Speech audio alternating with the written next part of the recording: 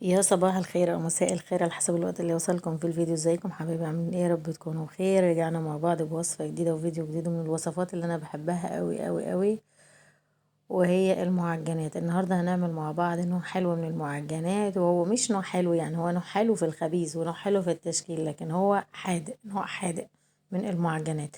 النهارده هنعمل مع بعض القرص الناشفه او القرص الدايبه، او سموها قرقاش زي ما انتوا عايزين. نعملها النهارده مع بعض بطريقه سهله جدا وبسيطه، وعايزه اقول لك يعلم ربنا ناعمه نعومه وريحتها فظيعه ودايبه دوب، وحاجه كده عسل. ربنا يبارك، ريحه وطعم ولون احسن وانضف واجمل من بره. هنعملها بطريقه سهله خالص وبسيطه وعن جد وعن تجربه، وبجد مكوناتها موجوده في كل بيت. لو عجبك الفيديو بتاع النهارده يلا بينا نشوف مع بعض الحلاوه والجمال ده كله عملناه مع بعض ازاي من نص كيلو دي. يلا بينا.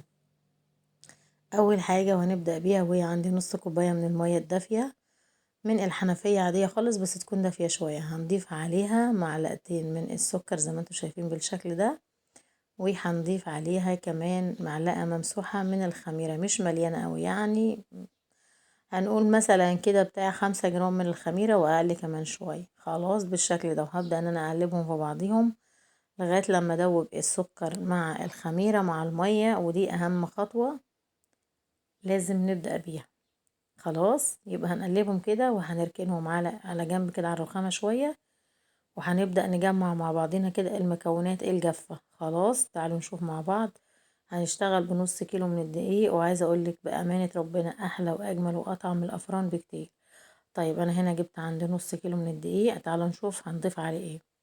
ضفت عليه معلقة من الملح، مش مليانة قوي، معلقة ملح صغيرة. خلاص زي ما انتوا شايفين بالشكل ده. ضفت عندي هنا نص معلقة صغيرة من نص معلقة من البيكنج باودر، بما يعادل معلقة صغيرة خالص من بتاع الشاي. بعد كده جبت هنا عندي سمسم، هضيف عندي معلقتين بقى 3 زي ما تحبي ضيفي. انا ضفت عندي معلقتين ونص من السمسم، زي ما انت عايزة سمسم حطي على حسب ما تحبي. سمسم بقى متحمص سمسم ني مش هيفرق، هو كده كده هيخش معانا الفرن جوه العجينة. وبعد كده انا عندي شمر وينسون مطحونين على بعض، برضو ضفت عندي نص معلقة بالمعالق الكبيرة يا جماعة اللي هي بتاعة الأكل اللي انتوا شايفينها قدام. بعد كده نقلب مع بعضنا كل المكونات الجافة. بصوا طريقتها سهلة جدا وبسيطة ازاي، وعايزة اقول لكم الشمر واليانسون يا جماعة بيوديها في حتة تانية خالص. وبعد كده هنا جبت عندي كوباية من السمنة على الزيت، خليط في بعضيه.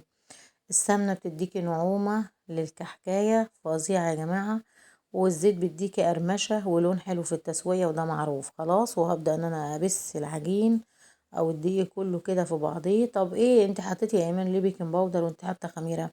شويه البيكنج باودر بيساعدوا العجينه معاك ان هي تبقى هشه ودايبه. خلاص وهبدأ ان انا اقلبهم بالشكل ده كده كلهم في بعض، ابس العجينة. طيب لو انت حابة تحطي علبة زبادي مفيش مشكلة، حابة تحطي لبن مفيش مشكلة، حابة تحطي لبن بودرة مفيش مشكلة. بس انا قدمت معاكم السهل والبسيط اللي هو موجود في كل بيت، وهي مية من الحنفية. ربنا يدومها علينا يا رب نعمة، ويدومها علينا دايما كده في البيت. خلاص يعني اسهل حاجة هي المية من الحنفية. بعد كده نزلت عندي بالنص كوباية، ونركز نص كوباية اللي انا كنت عاجنة بيها الاول، علشان دي عجينة ناعمة يا جماعة، ما هتاخدش معانا مية كتير. خلاص. وملحوظة ان الكوباية اللي عندي دي مش نفس معيار الكوباية اللي هي اللي فيها السمنة، دي بتبقى اقل شوية، عشان ما حدش يقول لي الله ما انت حاطة هي الكوباية دي بتقولي نص ودي لا، هي الكوباية دي اصغر يا جماعة من التانية بكتير.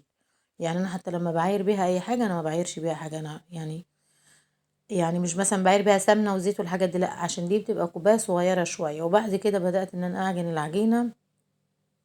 للأمانة أخدت معايا كوباية وربع من المية، النص كيلو أخد معايا كوباية وربع من المية، عشان زي ما قلت لكم دي عجينة دايبة، مش عجينة اللي عرق وشدة ومطة والكلام ده كله، دي عجينة دايبة. خلاص عجنتها بالشكل ده، وهبدأ ان انا اغطيها واسيبها، مش يعني اغطيها اسيبها تخمر يعني، بالظبط كده بتاع 5 أو 6 دقايق ورايا لغاية لما اخلص والم دنيتي وانضف مكان ما انا عملت مواعين. ودي الصواني بتاعتي جايباها اهي ناشفة كده ما فيهاش اي نوع من المواد الدهنية خالص، واتأكد ان ما فيهاش مية. وبعد كده هبدأ شكلي العجينة بتاعتك زي ما انت عايزة، ممكن تعمليها 15 واحدة، ممكن تعمليها 20 واحدة، ممكن تعمليها 20 قرصة او اكتر كمان. انتوا هتشوفوا النهارده مع بعض انا هشكلهم كام قرصة في الصينية. خلاص انا شكلتهم حوالي 19 واحدة، حلوين جدا ومظبوطين. وزي ما قلت لكم الصواني ما يكونش فيها اي مادة دهنية تاني، لان هي واخدة المادة الدهنية الكافية اللي فيها. خلاص وهبدأ ان انا اقطع بالشكل ده. ممكن لو عايزة تفرديها تخليها قرصة طرية، ما تفرديهاش قوي، تخليها بالسمك ده. عايزة تعمليها قرصة رقيقة يبقى يعني يبقى هتبططيها اكتر. انا مش هفردهم على طول، لان زي ما قلت لكم العجينة انا مسبتهاش خمرت، احنا هنسيبها تخمر على الصواني. مش هنخمرها في الطبق علشان ما تبقاش هنا خمرانة وهنا خمرانة، وريحة الخميرة تبان يبقى مش حلوة اوي في العجينة. خلاص انا هخلصهم كلهم تشكيل. لسه العجينة يا جماعة فيها مطة شوية معايا لان هي مرتاحتش. طيب زي ما قلت لكم انا قطعتهم للامانه 19 قطعه، اديكم شايفين زي ما انتم شايفين بالشكل ده. هسيب الصواني تريح عندي خالص شويه وبعدين نرجع مع بعض تاني. مش هينفع برضو ابططهم على طول، انا عايزه اسيبهم يريحوا شويه، بحيث ان انا لما اجي افردهم على الصواني ادوس على العجينه تبقى العجينه عندي ايه، خلاص ارتاحت وخدت الخمر المظبوط او الراحه بتاعتها بالظبط. طيب هنا كان عدى قد ايه وقت الامانه؟ سبتهم حوالي اكتر من ربع ساعه زي ما هما كده. بصوا بقى هو ده انا بتكلم عليه، لما العجينه ريحت هنا عندي لما بفردها ما بتلمش تاني. بصوا خدوا بالكم من فرده تحت ايدي للعجينه، ما بفردش جامد قوي وما بخليهاش تخينه قوي، يعني تقل مظبوط، لان دي هتبقى قرص ناشفه. فزي ما قلت لكم لو انتوا حابين حبايبي تخلوها قرص طريه هتبقوا مش هتبططوها قوي. خلاص بالشكل ده اهو. بصوا تحفة بجد، تحفة الشغل فيها مريح جدا وحلو خالص. انا بحب العجينة اوي يا جماعة، بعشقه بجد، بعشقه بعشقه بعشقه اهو. بس هحاول اوسع شوية هوريكم ان انا ايه العجينة واخدة راحتها ازاي، عشان مش عايزاهم يلزقوا في بعض. فهوسع، هما كده كده مش هيخمروا تاني اكتر من كده، ومش هيلحقوا يمسكوا في بعض لان هما مش هخمرهم اكتر، يعني دوبك هخلص فرد على طول وهروح ادخلهم الفرن. طب بالنسبة للتسوية درجة الحرارة بتاعة الفرن قد ايه؟ بولع على 180 في الرف التحتاني خالص، مش في النص. يعني الكيكة قبل الفيديو ده انا كنت قايلة في النص نحط الكيكة، لكن لا دي بنولع الفرن درجة حرارة 180 تحت خالص يا جماعة، الرف اللي هو قبل البلاطة على طول.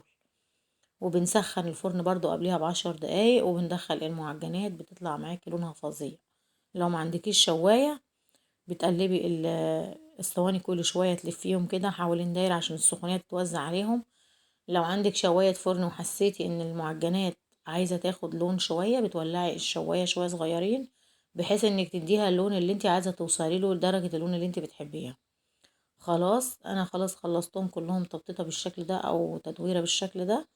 وفضلت عندي قطعة هسويها في حاجة تانية وحديها اهو. زي ما انتوا شايفين تحفة بأمانة، تحفة ريحتهم جميلة جدا وكان طعمها بأمانة رهيب. بعد كده هجيب عندي الشوكة او سكينة او ظهر معلقة، اي حاجة اي حاجة، المهم ان احنا هنعمل بيها، او خشبة او اي حاجة. هنبدأ نعمل اللي هي الفتحات دي كده علشان انا مش عايزاهم يخمروا زي ما قلت لكم.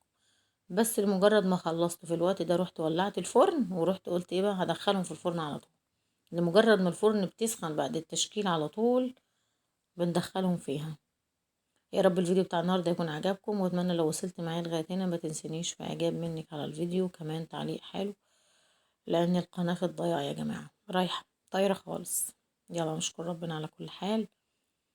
ويا رب كده ايه ان شاء الله ان شاء الله كده نحاول ننزل فيديوهات حلوه مع بعضينا وجديده. وبفكر ان انا اعمل محتوى مختلف شويه. ريحتها فظيعه وطعمها فظيع، اتمنى منكم كلكم تجربوها، بامانه احلى وانضف من الافران بكتير، لان حاجة الافران عمرها ما بتبقى بنظافة حاجة بيتك. انا بروح اجيب حاجات من الفرن وبأمانة بشوف الصجان او الصاجات اللي بيدخل عليها الاكل في الفرن ربنا ما يوري حد. في ناس هتقول انا ما عنديش فرن كويس مش بيولع، دي معاها عذرها، لكن انت لو عندك فرن حلوة وشغالة يلا ابدأي واعملي حاجتك زي الفل ان شاء الله. حتى بربع كيلو من الدقيق جربي، ومفيش احلى من ريحة الخبيز والخير في البيت بأمانة يا جماعة. وده كان شكل المعجنات بتاعتنا النهاردة، ربنا يبارك، تحفة وما مسكوش في بعض، تسويتهم رهيبة بالذمة والدين، مش أحلى من أجمل وأنضف من الأفران بكتير. حاجة كده رهيبة. بعدين بنطلعهم بقى على طول، ما بنسيبهمش يا جماعة بعد ما بيطلعوا من الفرن. على اسطواني الألمونيا علشان ما يعملوش بخار كده مع ده ويرجعوا يبقوا طراي. انا بحطهم على الطبق على طول، حاجة كده زي العسل، لا هي لازقة ولا فيها، لان هي واخدة المادة الدهنية بتاعتها المظبوطة. بصوا بجد تحفة وريحتهم فظيعة، تحفة بأمانة. بصوا جمالهم. يا رب الفيديو بتاع النهاردة يكون عجبكم، وكنا لإعجابكم. أشوفكم على خير، وصفة جديدة وفيديو جديد. ومرة تانية كل سنة وحضراتكم طيبين يا رب، آمين. وتتعاد عليكم يا رب جميعا الأيام بخير. وأتمنى يا رب من قلب النجاح لكل طلبة من ابتدائي لغاية جامعة، آمين. باي باي.